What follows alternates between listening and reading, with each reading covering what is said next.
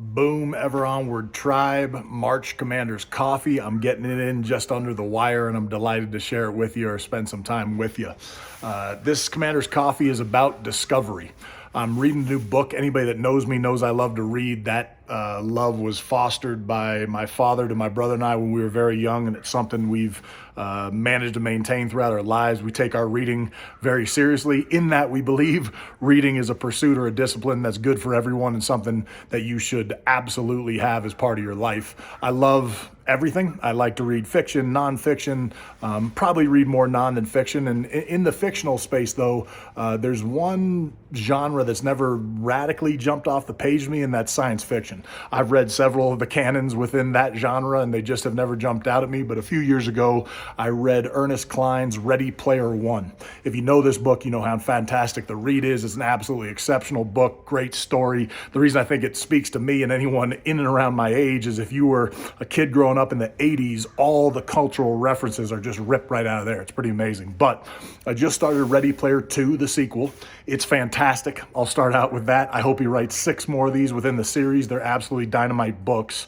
But there was something missing, or there's something missing that I'm getting in the book, and I was trying to pinpoint what it is, or what I was feeling. And I don't think this is earth-shattering, but I think I figured it's the discovery or the lack of discovery in the second round. In the first book, it's just, setting up the world and the characters and unpacking who's doing what, and then you're just immersed in it and you're all in. And in the second book, the stage is set, so you're just digging into a continuation of a fantastic story.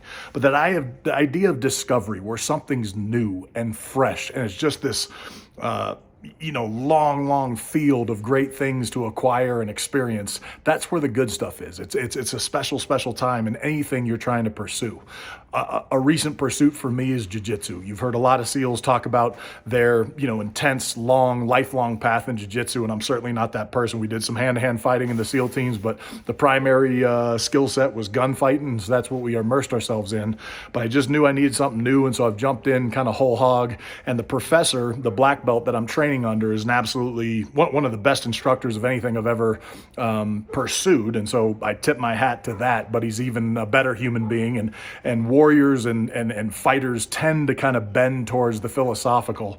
And when he talks about jiu-jitsu, and I don't know if this is his, but he's adapted it well if it's not, he talks about it in terms of being this ocean of knowledge, this ocean of skills and principles to discover, unpack, learn, and hopefully master, all under the the pressure of someone trying to fight you while you're learning it. So my recommendation in this coffee is find that thing of discovery. Discover something that has an ocean level of knowledge that you can sink your teeth into and stay fresh and young with. Jump into that ocean of discovery. I promise you, it is a fountain of youth. Ever onward.